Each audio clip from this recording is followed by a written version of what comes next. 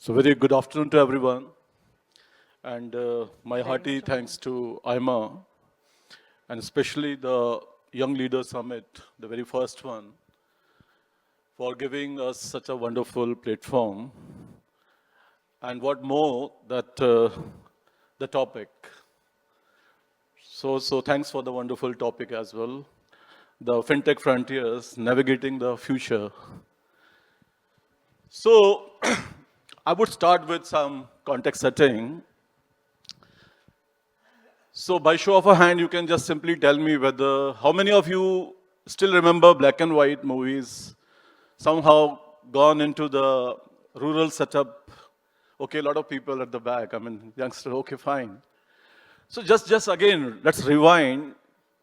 Black and white era movie set up in a rural setup. What was the common storyline? Black and white era movies with a setup in a rural India. What was the common storyline? Can I help you? Yeah. Okay, so there was a, say, protagonist, hero, always rich guy, smart, very wealthy, kind, generous, or other way around? Poor, not always basically deprived, not so privileged, right? And let's see who was basically the antithesis to this. Who was the rich guy in the village? Very kind person, money lender, very generous, very gracious, always helpful, indeed.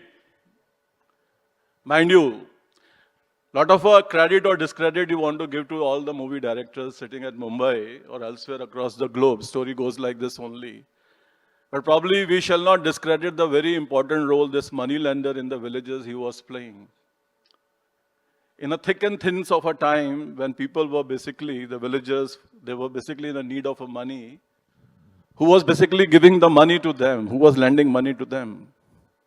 It was this Seth or Sahukar or a moneylender who has been painted like a villain in all the movies and the storyline. They were wicked, probably, maybe. There must be a good reason. Because he was knowing every villager very well. He was knowing their financial standing also. He was basically a kind of a moving person who had all idea about their CIBIL score. It was not there, but he was knowing the financial standing of all these people. And there was a risk, because most of the people, they were dependent on the agriculture. Again, the vagaries of the monsoon, whether it would rain or not, or it would drought, or a kind of a lot of a flood. And accordingly, the interest rates were pretty high. And he was chasing everybody. He was basically resorting to all sides of a kind of a means and measure to get the money back. Let's do the fast forward. Now, this other moneylender has gone, or they all have moved from the village and now have become bankers. Very sophisticated way of, again, lending the money. They will never be knocking at the mid of a night at your door that, well, where is my money? They will only be charging the interest rate. This is how the financial setup has changed. And let me tell you, the people who haven't gone through or experienced that era, probably they will not understand, but this is how the fintech industry has moved. Now the credit card, debit card, then the internet banking, then the mobile banking, digital banking, this is all basically the kind of innovation we see that has happened in the context or the ecosystem of fintech. So I was just going through I was having a discussion with one friend, and I said, see, when it really started, this technological innovation in the finance domain, and I searched for one thing, that whether we can call ATM mechanism as a very early stage, the fintech thing, and Google Baba said, no, ATM is not a fintech, because ATM was something kind of a subtle technology, which is basically automation of a process what the bankers were earlier doing. And of course, later on, of course, the internet and the mobile activity, they came up, and of course, the fintech we see around, that is basically a real one. And there are the three important drivers for the fintech, let me tell you. The very first one is basically the technological advancements that we have seen over the last, say, 30 years, and the very exponential growth. Secondly, very important thing, what we have witnessed or we see every day, that is the regulator who is basically not playing much as a regulator, but as a facilitator. They are basically not only the regulating the entire market, but they are basically supporting the innovation so that the more value-added services could be brought into the spectrum. And the third very important driver for this is basically the consumer, our preferences, our expectations, that has also gone very different probably. We are not basically ready for what the banking system was offering to us. So in this context, I must tell you something here. We have three very important, say, the panelists with us. We have Professor Biswajoy Chatterjee. He is a Vice-Chancellor of the University of Engineering and Management at Jaipur. He's a co-founder of the university and has been recognized at the topmost educational institute, his university I'm talking about, in the North India. In the Institutional Innovation Council ranking given by the Ministry of Education, Government of India in the year, two successive years, back-to-back, 2021 and 2022. And Dr. Chatterjee, he specializes in the nanoscience and the nanotechnology spectrum. And his research interest extends to the computer vision and the speech processing. And he has made a significant contribution in the field of applied robotic. Another panelist is Mr. Manoj Mohan. Mr. Manoj is an executive director of WISE Innovation Studio for Emerging Technologies at the SPJIMR, which is well known as SPJIMR School of Management. And he was instrumental in setting up two startups accelerators at SPJIMR, Sunil Bhatia Startup Resource Hub, and also the entrepreneurship in the residence program. And he worked closely with 20 to 30 startups every year, helping founders with the product market fit, fundraising, and scaling. And then we have a lovely lady that has flown from Bangalore this morning itself, and she comes from the investment side. And the name of the organization she belongs to, that is 314, which is an early stage venture capital firm based in Bangalore, and which is involved in the thesis-driven pipeline for ground-up proprietary sourcing engine to discover the next set of generational companies. I will be leaving more to Nitya to introduce herself, in fact, in case if I miss something very, very critical part. And something very interesting, let me tell you, the fintech at a global level, the CAGR which we have witnessed, that is of a 20% that is going on, and this will be continuing till 2028. And India is really a key player, third after US and UK, which has made a kind of a space for itself. And 9,900 fintech startups has been reported by the PwC till 2023. And Indian fintech market, the valuation goes up to around 689 billion in 2023 and likely to go up to 2.1 trillion in 2030. And the CAGR, which we are expecting, that is around 18%. And so I think enough of a context setting, you have a fair understanding.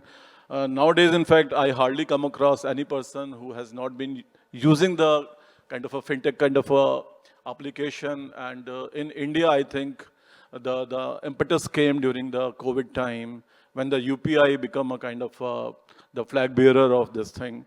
So I think we can move here, and first round will be a kind of a question which I have already given to my panelists that well.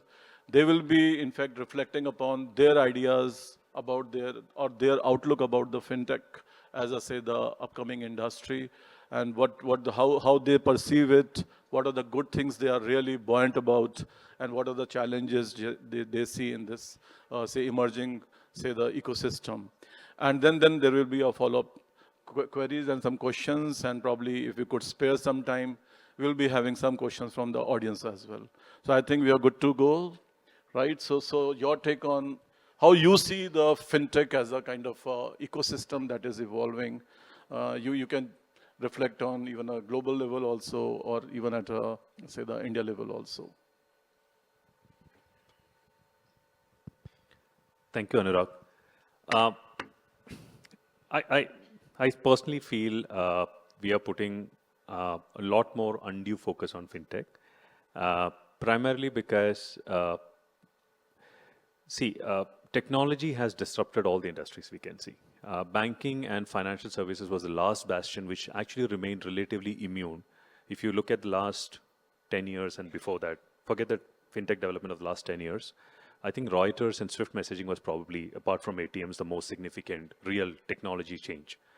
So all of what's happened is in the last 10, 15 years, and one begs to wonder what changed. Is it because people didn't feel there was enough potential in finance for technology to change? No. The real game changing was mobile telephony. So after mobile telephony is where the fintech has really disrupted, right? And it was long overdue. And I've been a career banker for almost 18 years. And even still, there are parts of my former world where we don't use technology. For example, if I have to lend $1 billion to any of the large corporates, I will still personally catch a flight, meet the promoter, eye in the eye, we will have the term sheet discussion, and there is no way I'm going to let technology run a $1 billion underwriting call. No way in hell, right? So if you look at what fintech has really achieved is, there was, going back to your movie analogy, the money lender and the rich guy and the poor guy, there was a segment and there was a huge problem that banking and access to finance was the privilege of a chosen few, right? And it's been a problem that's not new. It's been a problem for hundreds of years that finance actually drives most of the things that we see around. And through mobile telephony, if you really ask me, the real game changer was the mobile telephony. Yeah. People figured out ways to now bring access to the common ground. And that's transformational. And that's what's leading to the entire fintech, 612 billion and all that. And if you personally ask me, we are still at the beginning phase of a massive fintech growth. So while I started saying that I'm not that excited because there's nothing new. It was not rocket science. This had to happen. But the way technology is going to change, with so many people still not having access to finance, fintech is going to play a very, very crucial role. Though the only last comment I would make is, most of us cannot fully foresee today how the technology is going to come and hit us. We are still caught up thinking that UPI and DPI is all what probably fintech is about. And that's something we would dwell more. So very nice. I think the crux is this: the banking fundamentals they haven't changed, and probably it will not change, right? So very, very nicely put. So Nitya, your take on it, please. Yeah, no, I think that's a very interesting view, Manoj. I come from the investment side of things. As Anurag mentioned, I lead investments for a VC fund based out of Bangalore. Today, we manage over $500 million in AUM. And, as an early stage fund, we've been deploying very actively across many, many sectors, fintech being a core sector that we deploy out of. So we're investors in companies like Bank Open, LoanTap, VRise, Jupiter, to name a few. I think fintech has evolved by leaps and bounds over the last decade. And a lot of it has to do with just how our digital public infrastructure has evolved. You have about close to 1 billion bank accounts that, we're essentially estimating to be opened. I think in the next 3 to 5 years, we'll see about 200 million credit cards getting issued in this country. I think that's a humongous number. And I think for a lot of us, right, and, hate to use this word, but for a lot of Gen Zs, they've actually never gone to a bank.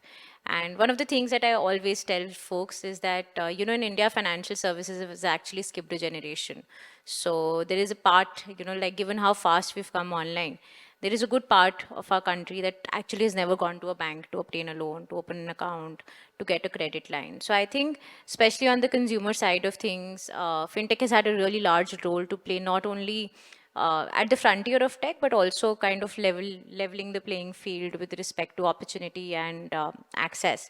I think the next decade will be really defining in terms of how India interacts with financial services. Today, I feel we're at the tip of the iceberg. So yes, we have come online, and yes, we transact on UPI, and yes, we pay our local pawan wala. through our GPay, but, you know, I think every aspect of our lives, you know, whether, you know, it's essentially taking loan on Swiggy, for instance, right?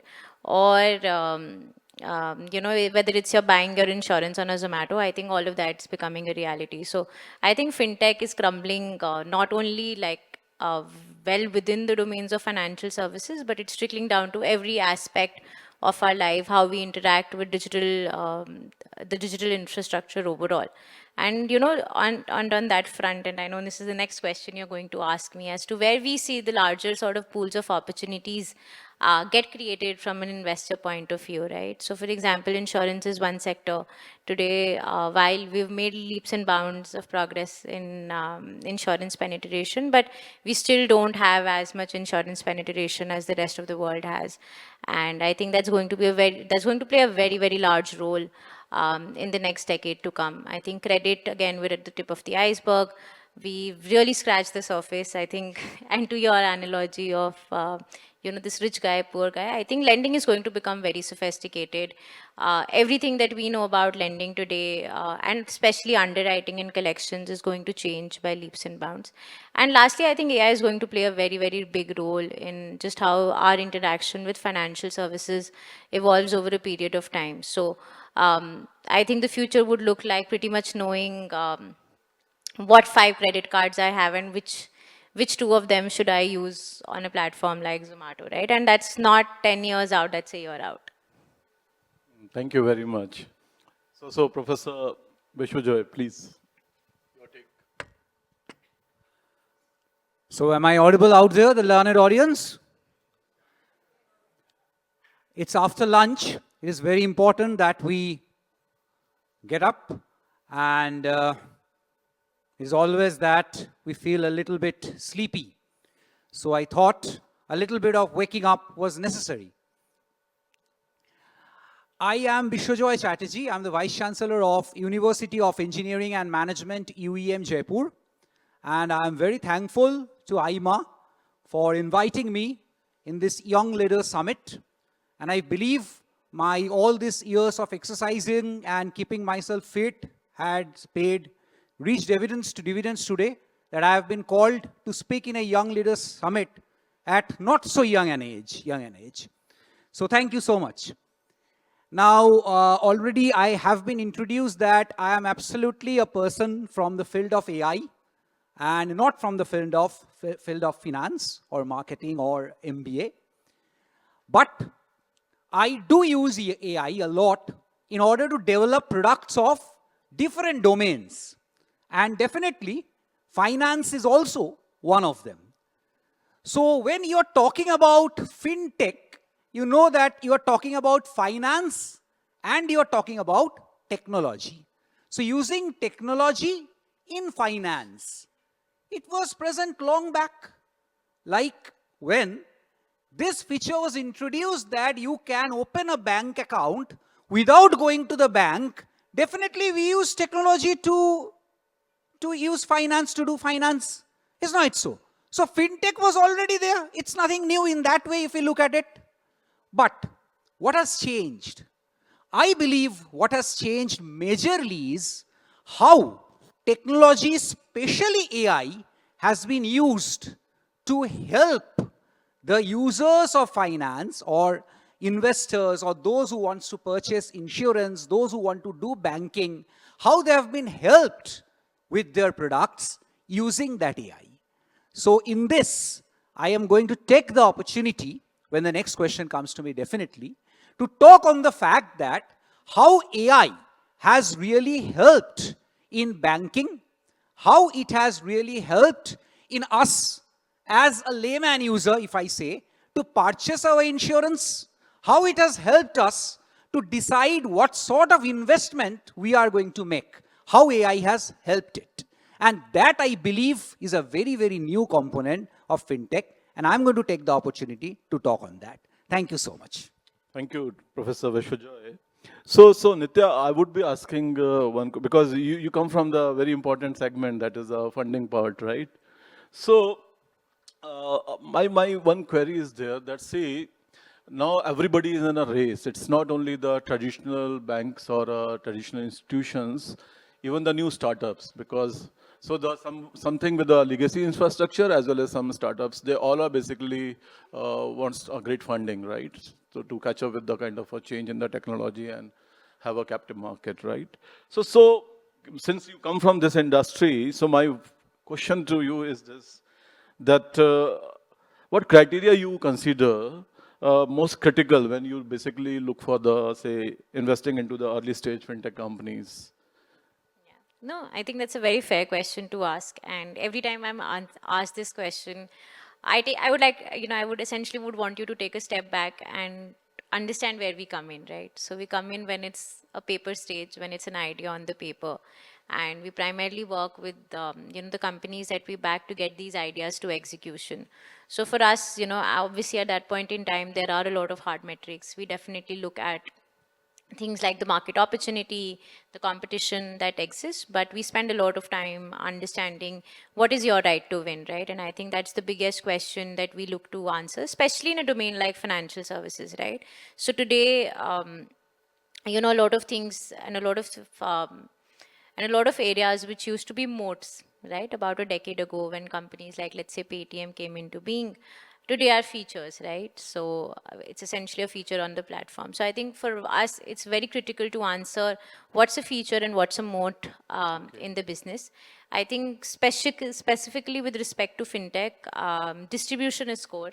I think anybody who can crack distribution does have an enormous right to win in the segment. And lastly, depending on which segment you're going after, I think the founder market or the leadership market fit is very, very important. So if in the first year, you're learning how to hold the ropes, right, and somebody else is already climbing the ladder, it's a battle half won or a battle half lost, depending on who you back, right? So I think that's another aspect that we spend a lot of our time evaluating, apart from just the meat of the business, as one would call it. Okay. And what is the basically one question that how much the foreign investment is coming in, say, this spectrum? How much they are open for, and they are permitted even to invest into Indian market, especially in the say the fintech ecosystem? Yeah, I think you'll be just surprised by how global investor outlook towards India is evolving. We spend a lot of our time meeting investors who are looking to invest in India, park a large portion of their portfolios in India. I think the Indian fintech opportunity is one of the largest that exists in the world, purely on the basis of the volumes that we have to offer.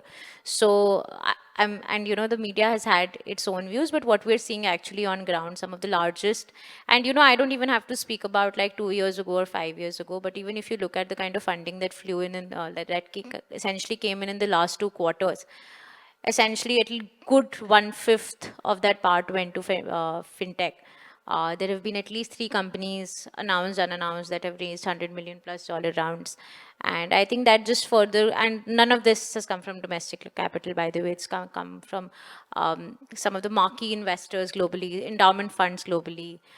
As a fund, we've raised money from some of the largest funds, pension funds, endowment funds globally.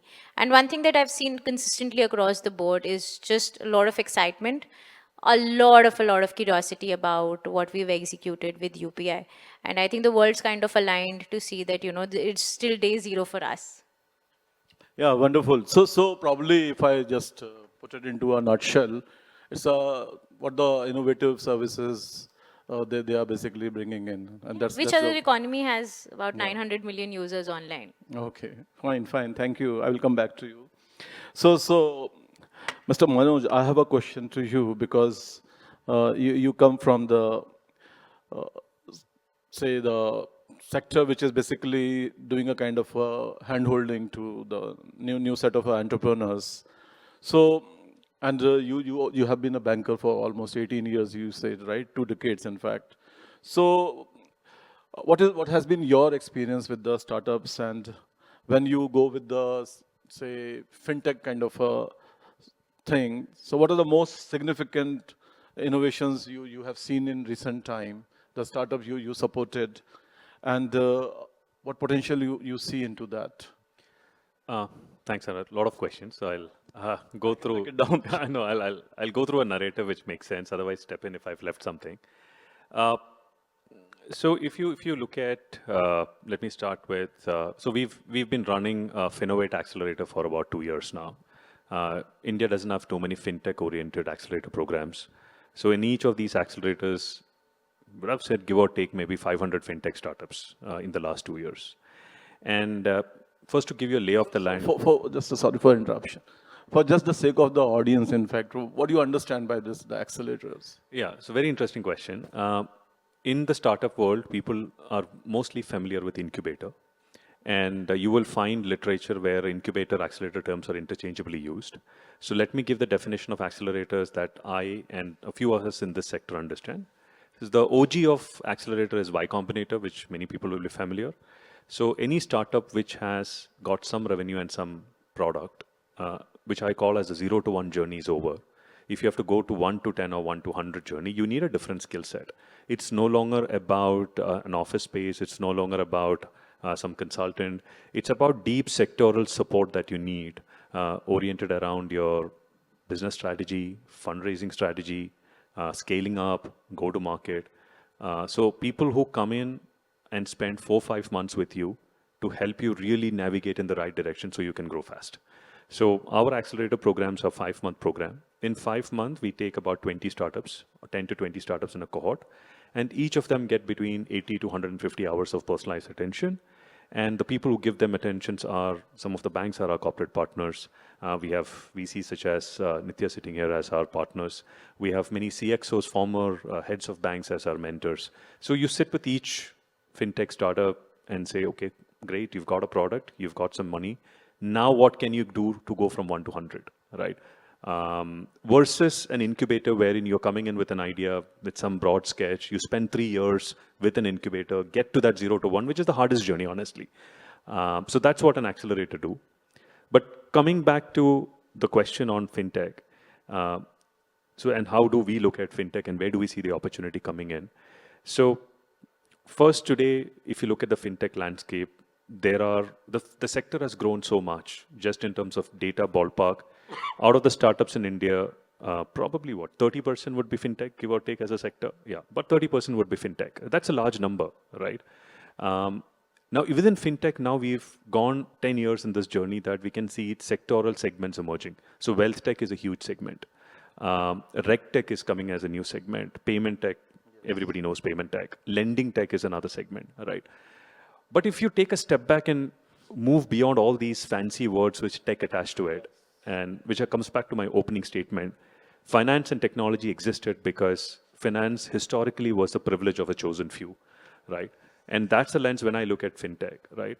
The real purpose and excitement comes when you look at fintech, and if you're looking at as something you want to start, as anyone in the audience, if you're an investor in the audience, you are a founder yourself. For me, the lens that worked almost always with 500 startup is fintech story is playing on singular access, democratizing access to finance. So if I were to put it in simple, go back to a country which was under autocracy or a royalty rule all this while, maybe India pre-1947, right? Now suddenly you've decided to democratize. Now that's good, that's great. You know, more people will benefit and all of that, but democratization comes with its own set of problems, right? So the areas, if you look at all the large fintech companies today, all the unicorns today, they have actually democratized access to a certain part of finance which was not there. Look at the payment techs. Payment earlier was really messy, right? You really had to go to a branch to make a payment transfer, right? Come payment tech, you can do it from your phone, right? You want a SME loan, you have to go to a public sector banker or a private sector banker. You can choose between the two, but still you won't get a loan in under 30 to 60 days. Or SME lending platform can give it to you in 5 days with alternate data. All that they're doing is democratizing the access, number one.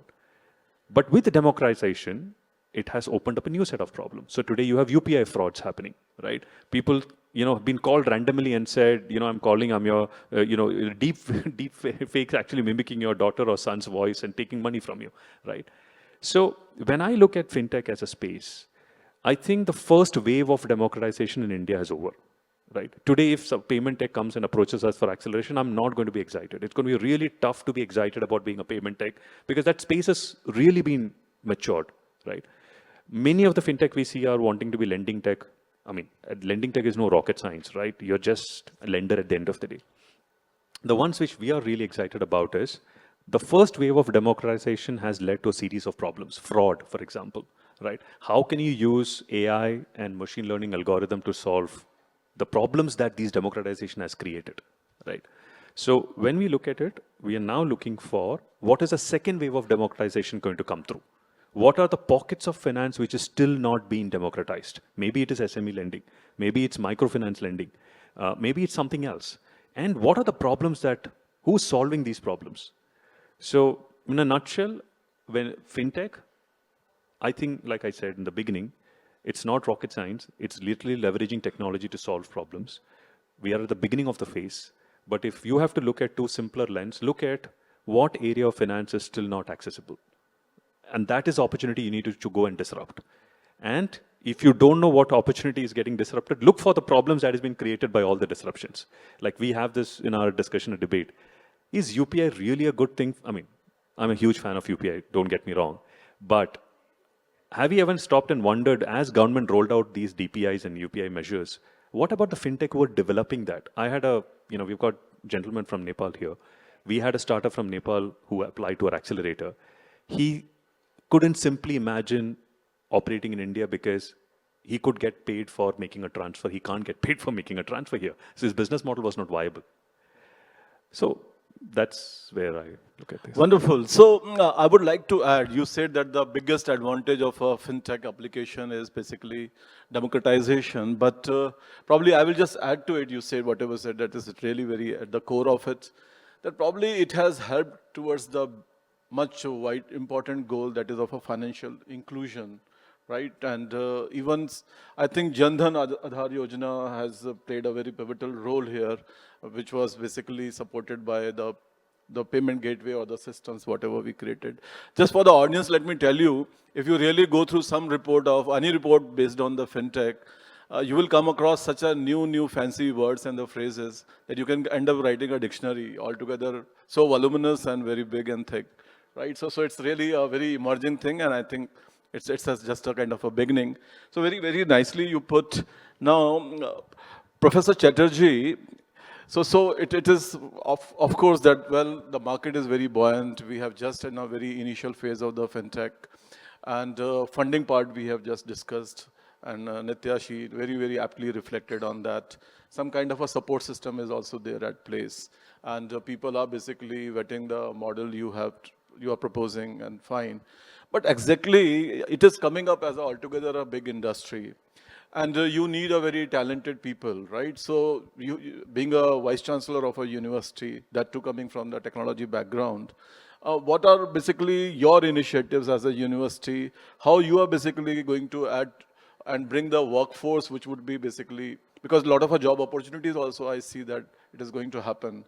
So how proactively you people, or say the educational institutions, they have tried to basically say fill in the gap, or probably trying to proactively working to provide the workforce which would be basically working in these industry? See, firstly, I need to analyze where the workforce is needed, why it is being created, where it is being created, what are the sectors.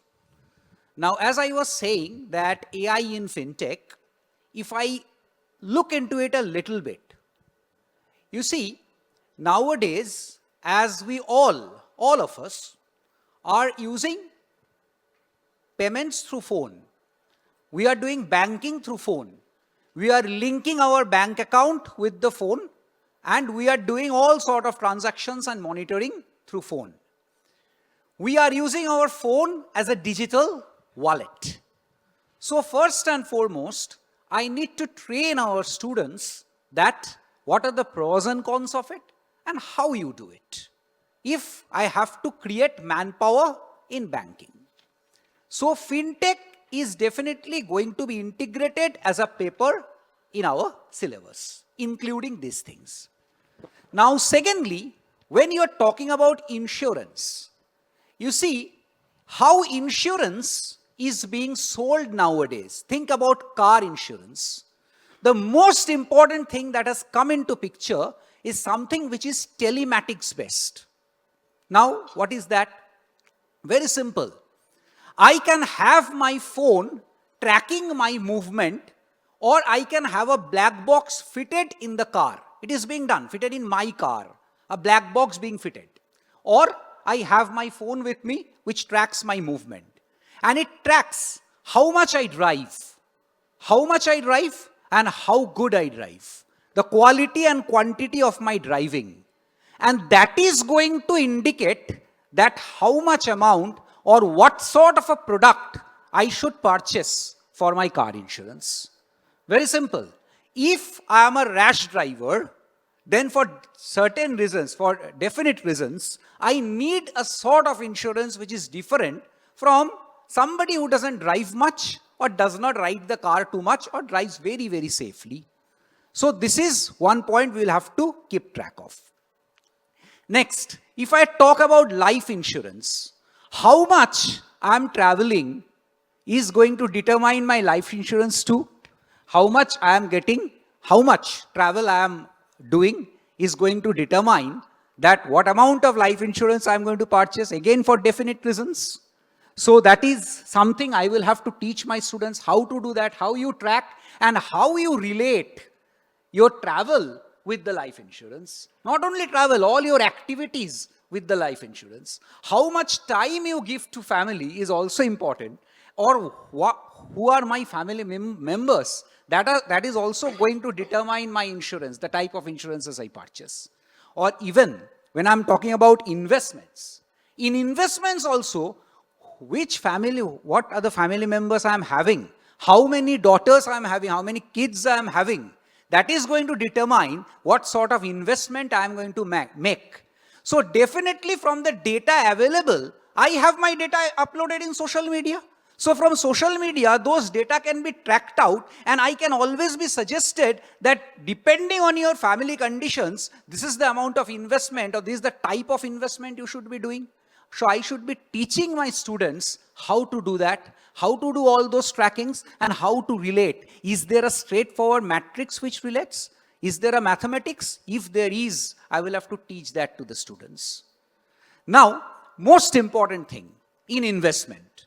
When I go out as a management, maybe a management student, I pass out and go to a company. The company owner is an investor. He will ask my opinion, will I invest in this sector? If I invest, will I invest in Mumbai or will I invest in Delhi? Straightforward, my owner of the company asks me this question and I am a pass out student. How am I going to answer? Very simple. If I am going to do a legwork based tracking, if I start finding out, if I just go to internet and start finding out also, forget legwork, I just find from internet, okay, these are the companies which have invested in these sectors and these places they have invested in and they have done profit in 5 years or 10 years or this, and on basis of that, I create a data and provide that information to the owner of my company. I am going to take say 2 months or 2.5 months of time. That is not allowed. I am not going to be selected as a student. When I am a teacher, I will have to understand that my student, if they do it this way, they are not going to get selected by the company.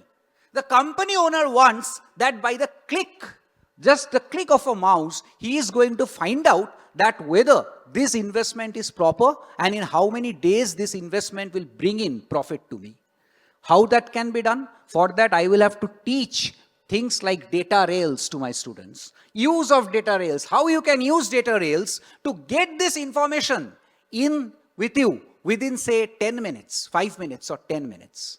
Not only that, he comes up with the data, provides that data on table to the owner of the company. The owner of the company is going to ask him or her one simple question: what if this? You have assumed this. What if that? Then the answer will have to be given.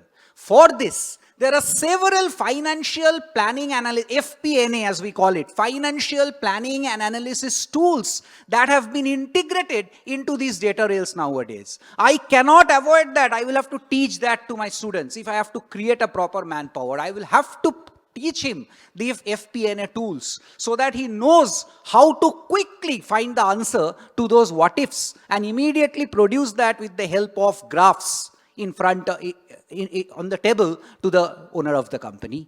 And that is also possible by a concept called storyboards. And those storyboards will have to be taught. I need to teach those things to my students. And last but not the least, if my student, he goes into the accounts part of it, say my student becomes accountant or a chief accountant of a company. Now, question that comes over here is month-end closing. For month-end closing, he can do all sort of learnings from all these bills he can go through, invoices he can go through and prepare the month-end closing. But there are so many tools nowadays which can do some, I will close it in just 30 seconds. And he can do, those software are there, those apps are there, which can very easily find those from the different invoices, scan those invoices and quickly map that, okay, this is the month-end closing, because the month-end closing has been auto-generated by scanning all those invoices and bills. And there are so many tools for it. To name 3, Bookie, Nanonets, Stamply. I need to teach those to my students, which I am trying to do. And I have moderated my syllabus in such a way, modified my syllabus in such a way that all these things are now incorporated into my syllabus so that proper manpower is created in the fintech domain. Thank you, Professor. So time is really on run, and there are a couple of important questions from my side as well as some audience questions that have popped up. So Nitya, this question goes to you as we see that, well, there's a lot of attraction towards the fintech, and it sounds like a very fancy word, and a lot of people, they are trying to get into it, but the data and the statistics, I mean, they are really not so heartening, I would say. Let me tell you, as far as the fintech payment fintechs are concerned, there has been a drop of our investment by 87% if I compare it from 22 to 2023. And in terms of our digital financial services, again, from 306 million investment in 2021, it has reduced to 119 million. In wealth tech, again, from 957 million, it has come down to drastically low at a 23 million only. Now, why, I mean, this trend we are seeing that, well, 2021 was really a golden year for all the fintech thing. A lot of investment and the money was moving in. And now all of a sudden it is just a get crashing.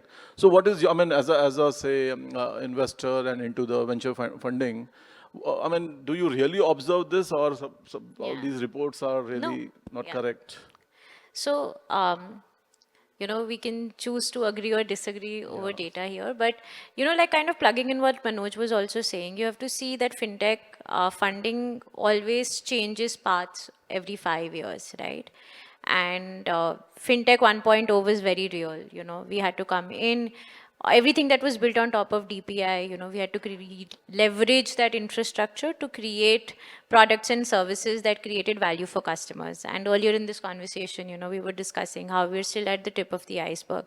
So yes, maybe let's say funding has gone down in payments, but a lot of funding is now, let's say, flowing into NBFCs and lending. I see a lot of funding flowing into insurance as a sector, for instance, right?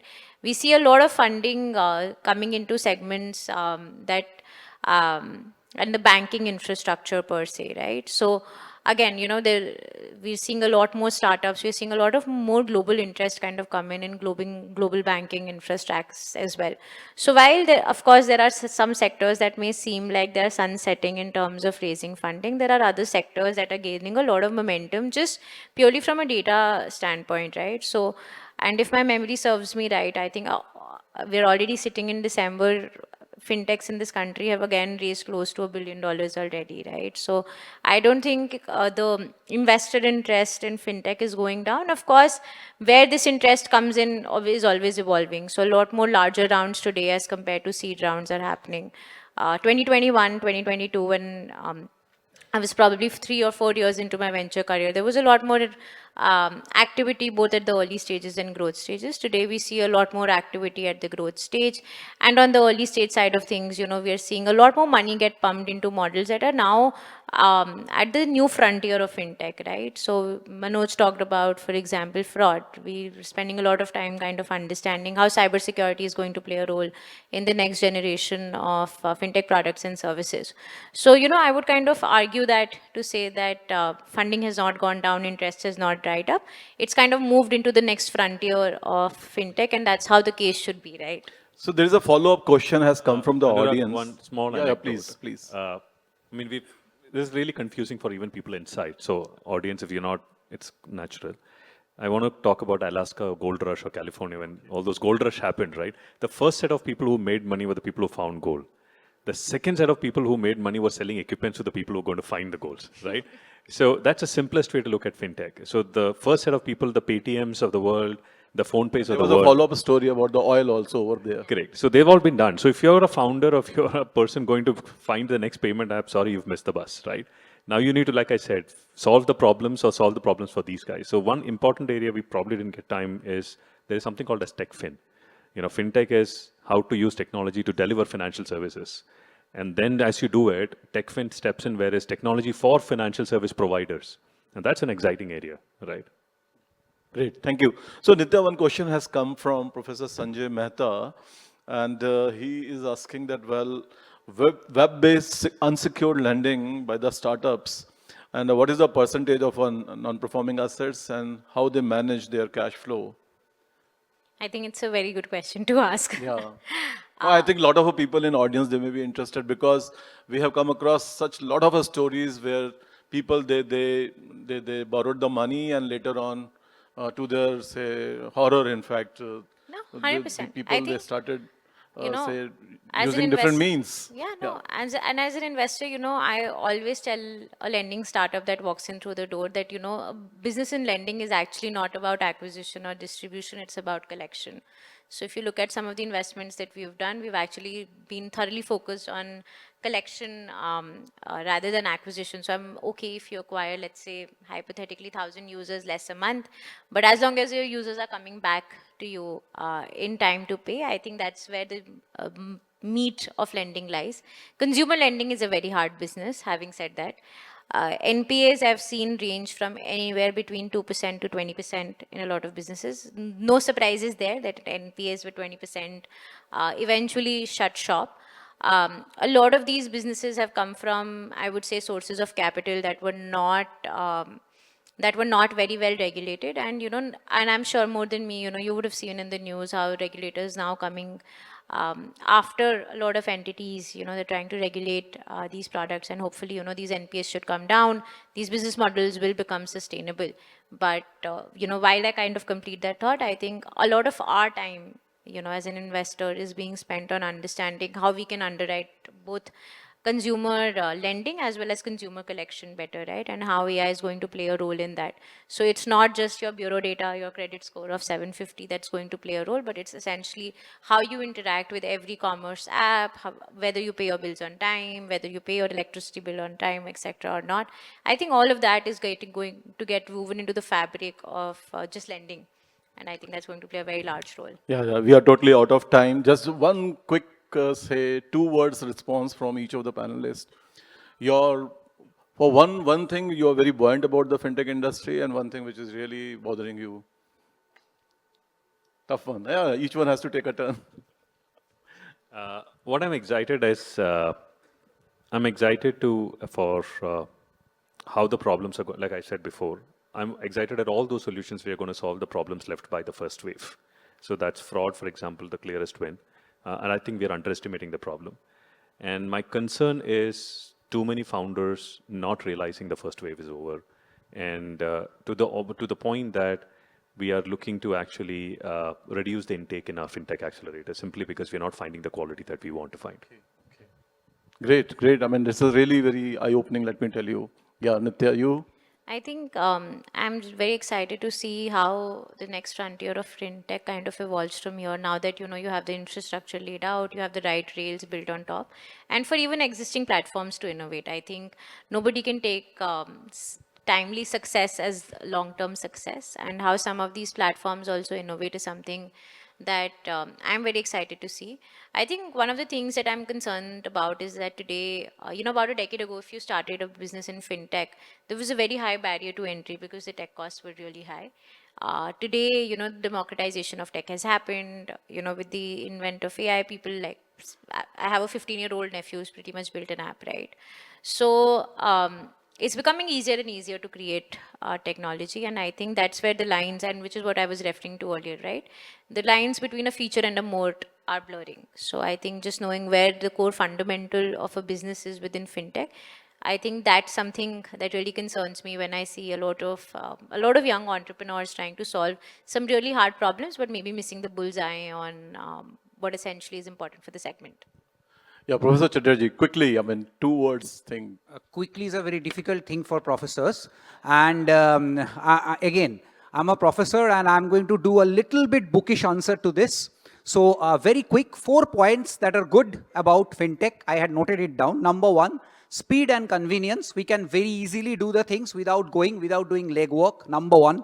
Number 2, greater choice, because it is not dependent on my location. I get the facilities of anywhere in the world. If that facility exists, I can access that. Number 3, cheaper deals I can get because infrastructure costs reduces. So maybe I can get a better deal as far as cost is concerned. And we can get more personalized products because my data is being tracked and the products are given. Bad points, number 1, I would say making a rash decision because I'm doing it in a hurry. I may make a rash decision. Number 2, technology-based risks, because I may not know the technology and I suddenly do a thing and in the process I can make a mistake. And last but not least is the financial exclusion. Yes, it is being done, but there are many people who are not that accustomed in using a computer or even an internet. And we are expecting them to do many things over the computer and internet, which I believe is a little bit of problem. And IT literacy has to play a role over here. Thank you, wonderful. So we are done with the whole discussion. And let me tell you, it's a really very, very, say, upcoming field, and whatever we discuss, it's just a drop in the ocean. And in a good old days, it was said that ignorance is a bliss, which is no longer as far as the money is concerned. If we are ignorant, we are just going to squander all the hard-earned money. So it's not only the financial literacy, it has to be a literacy in terms of the technology, which is basically using, the different platforms which are coming up. So be very careful and be very aware. That is the way you can take the maximum advantage of all these new innovations that is happening. Recently, Prime Minister, he spoke about something happened, digital arrest, right? So that is again a kind of a offshoot of say the fintech thing only, of course, for the negative reasons. So I think more aware you are, probably more safe you would be. Thank you everybody for joining us, and thank you all the panelists for giving your precious time and sharing your ideas. Thank you. Bye-bye.